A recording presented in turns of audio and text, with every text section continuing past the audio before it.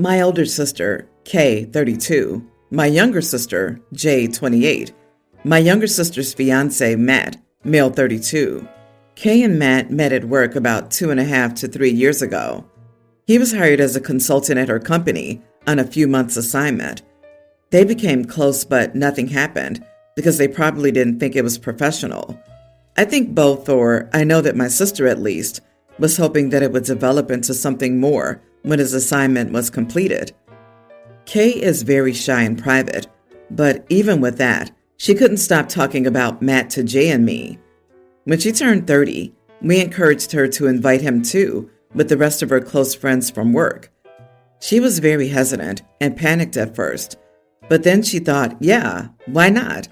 His assignment was almost done anyway. Matt and Jay met at that party. 6 months later, Jay told us that she and Matt were a couple.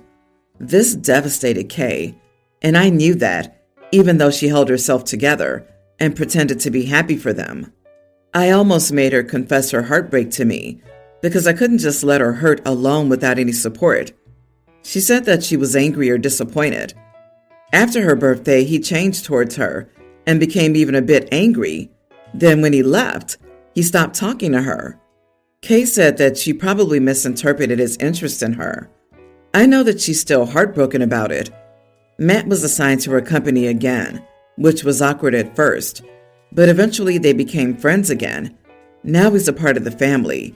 Kay never showed that she was hurt. Now I discovered that Jay told Matt that Kay had a boyfriend at that birthday party. Matt is very handsome and lovely, and Jay wanted him. Matt was shocked at first because he was hoping for something more, but he probably just thought that he too misinterpreted Kay's interest in him. He's very shy too. After that party, he probably decided to cut his losses and not pursue Kay. Jay, however, kept contacting him, asking him out, being supportive. First, he refused, but then they started dating. How do I know all this? Jay's roommate spilled the beans to me, thinking I knew everything. I'm closer to Jay than Kay. Matt has now proposed to Jay. I feel sick because I want to tell Matt what happened so he can make an informed decision. Marriage is not a game. At the same time, he and Jay seem perfect for each other, and the love is genuine. Maybe he was interested in Kay, yes, but obviously it wasn't that deep. Also, Kay, I want to tell her, but she seems okay with the relationship too. She made it clear that Matt and Jay obviously meant to be, or it wouldn't have happened. But I want to tell. Would I be the idiot if I told everyone what happened? Not the idiot. I would tell Matt. This isn't about Jay or Kay being with him, but that his whole relationship was built on a lie. Jay caught him because of a lie. He deserves to know the truth. What she did wasn't fair to him or Kay. Frankly, I would limit contact with Jay. She's clearly selfish. She knew how Kay felt. I would also tell Kay. Clearly, Jay's not to be trusted. What else has she done to hurt Kay? What else has she stolen? What else has she stolen? Jay stole Kay's boyfriend when we were younger. Jay was 15 at the time, so obviously, the blame lay with the guy who was 20. It was his fault, and nobody put the blame on Jay. But yeah, she got together with Kay's first boyfriend. Wow, younger sister is something. She certainly doesn't consider anyone else when she made her decisions back then. This reeks of jealousy. She wants everything that's Kay's. I would honestly tell Kay and Matt separately, this isn't about them being together. Jay can't be trusted, and Kay's clearly the one she's targeting for whatever jealous reasons. They deserve to know the truth, but be prepared for the backlash. Your younger sister's behavior was cold and calculating, suggesting that the consequences could be severe. A marriage based on a lie or manipulation is not a good thing. These types of things do tend to come out later and cause much bigger problems. You don't need to directly tell him. Just mention it while talking with him like, yeah, she was single for a year. Insult another event near birthday. You and Jay also met around that time, right? He'll figure it out on his own. My mom hasn't been the greatest in the past. She can be insulting and was catty. She didn't get off to a good start with my wife due to her rude and self-centered behavior, but I took my wife's side and laid down boundaries. My mom gets that she can't be rude these days.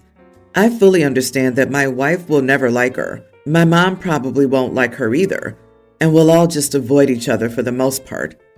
Don't get me wrong. It saddens me as I was close to my family, but my wife comes first. We recently got married, and it was a nearly perfect day. The one issue that arose was my mom had a fairly large, very noticeable food coloring stain on her cheek, about the size of a lighter. Obviously, she wasn't happy about this and wanted it covered. She never does her own makeup and knows very little about makeup. The makeup artist was a friend of my wife's and knew all the drama about my mom. She told her she would try, but the makeup would have to be darker to hide it. She and my wife giggled ahead of time and decided to screw with her. She made it super dark, like orange. My mom has fair skin, so it looked ridiculous. My mom seemed to believe nothing lighter would cover it, so she removed all the makeup and went on with her big pink blotch.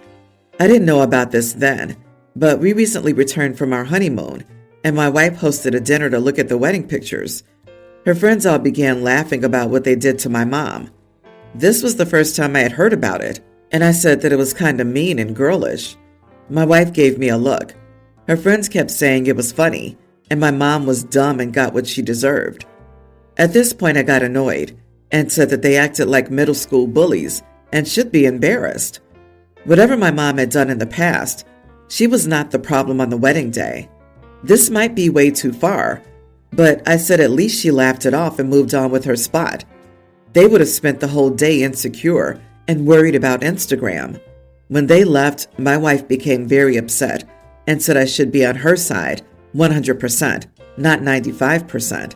And I humiliated her by speaking to her friends like that. She accused me of being a mama's boy.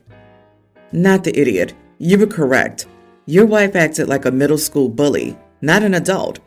Being her husband does not mean you support her blindly. It means you have the courage to tell her when she's going down the wrong path. This is not being a mama's boy. This is being a good and moral human being. If she wants you to be behind her 100%, she needs to act like a grown-up. Wow, this is really terrible. You just got a glimpse of your future here, buddy. She's probably going to do more unacceptable things in the future, whether to your mom or anybody else, and gaslight you to support her doing things, simply because you guys are married. This was cruel, period. I'm amazed he didn't see this side of her before. Mean girls 100%. Not too late for an annulment. He married a woman that's just like his mom. Dude, what kind of person makes their wedding day into a revenge party? That's what she and her friends remember most about the day? So unbelievably juvenile and sad. You are the idiot, and good luck being married to this petty gal. I am a steam fitter, but I've been working at it for a while and am a supervisor. With bonuses and incentives, not counting benefits, I earn over $100 an hour. I also work out of town. I started doing that once the kids were old enough to care for themselves when their dad was at home. So when my youngest was in middle school and the oldest was a junior in high school, it's great. Our retirement savings are piling up, and we've been able to splurge on the kids and ourselves. My husband is upset, however, because I decided to pay for a cleaning lady. He and I discussed it, and we agreed that he and the kids didn't do a great job keeping the house clean and tidy while I was away. I hated coming home to a mess. It caused a few fights because they expected me to come home and clean up after them. Having her is fantastic. I come home to a clean house, and I'm happier.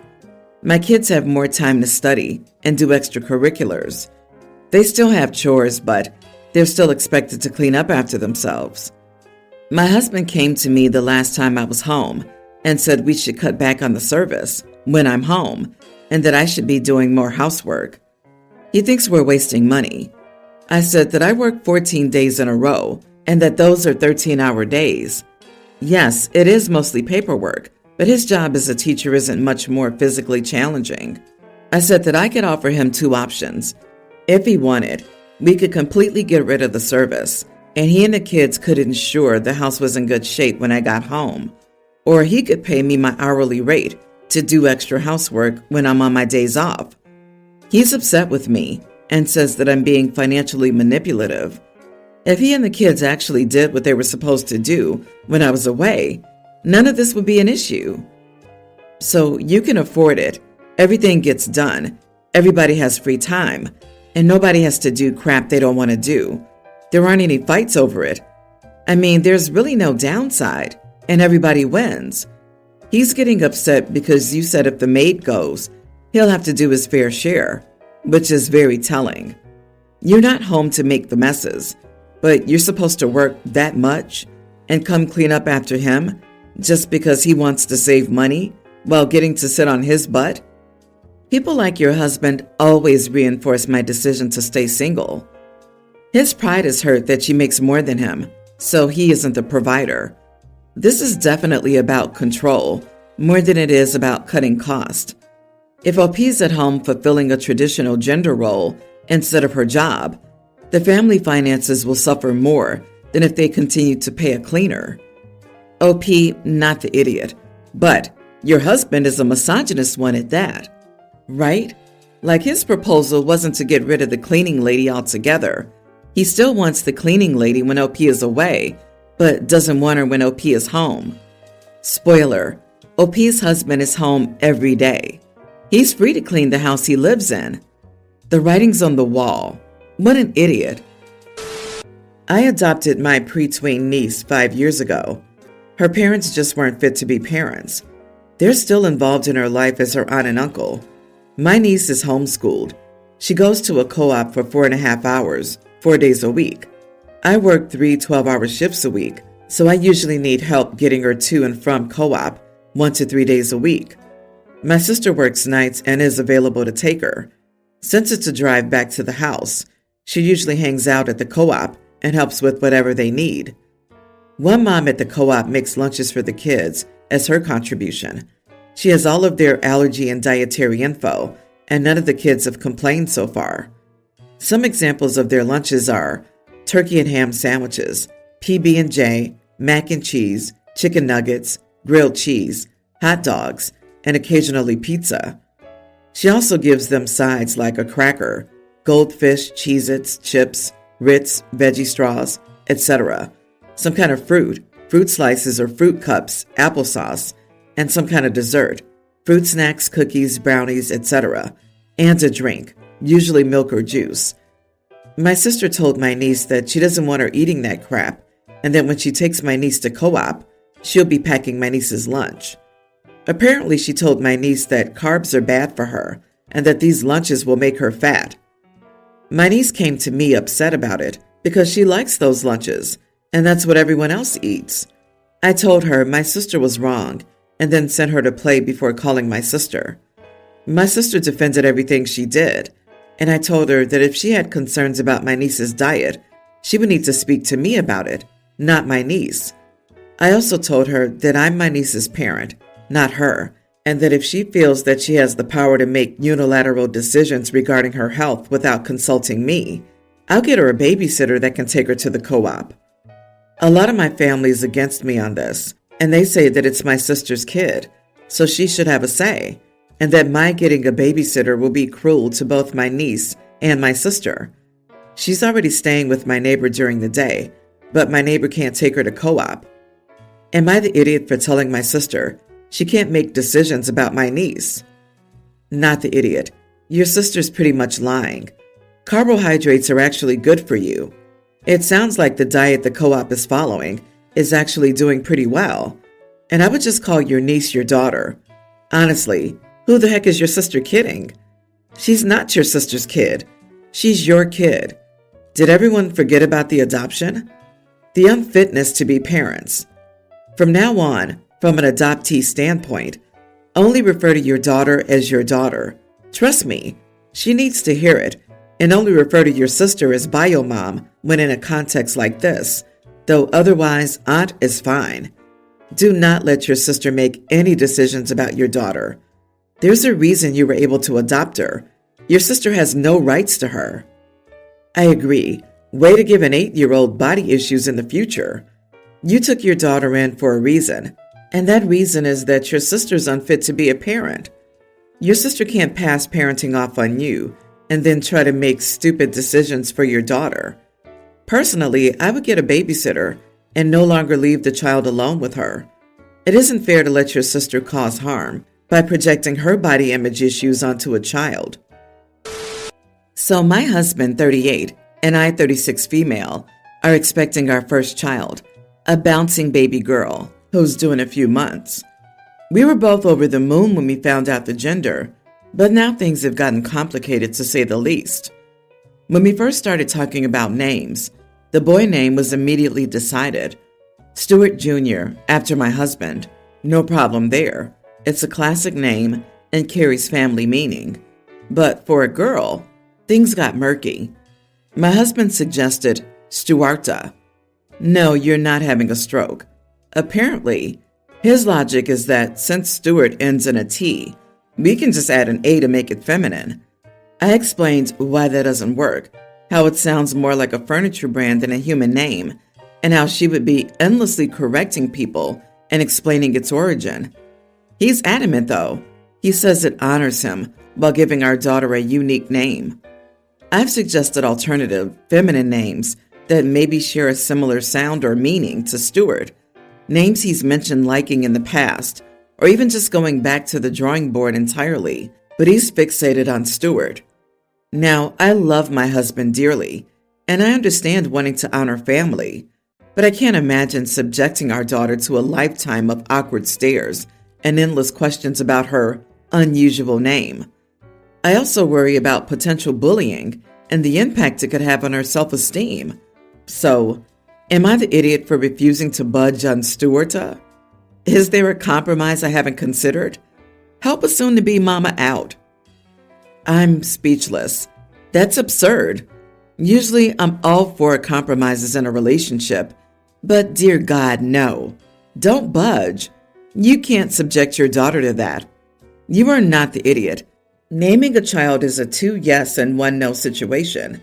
Why is he dead set on Stuarta? I mean, there are so many beautiful names, but he only wants to name his daughter after him? Why not after the mother? Like your name, Junior? It's a bit misogynistic to only want to name a baby after the father. Whose last name will the baby get? His as well? Yeah, I always wonder why parents insist on naming their kids after themselves. It seems like such an arrogant, egotistical thing to do. It's essentially like saying, my full name is so darn awesome that we're going to force it upon our child so they can continue the awesome legacy of my name. Like you couldn't think of something individual for this? Individual? Do they have to become an unwilling extension and continuation of yourself?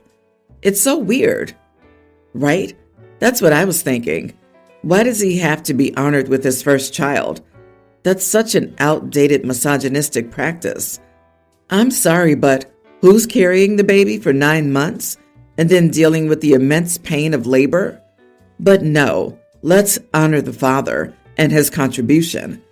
Seriously, why can't the daughter take on one of your names? Exactly. There's a huge difference between wanting to honor family names in a new child and being so darn pig-headed and selfish that you would saddle a child with a lifetime of ridicule just to get your name into theirs. Stuarta sounds like a pharmaceutical product. I can hear the commercials now. In some cases, Stuarta can cause headaches, rashes, and even death. It doesn't even have a decent nickname. And no, adding an A doesn't make it feminine in all cases. This is one of them. For the sake of your daughter, stand your ground on this one.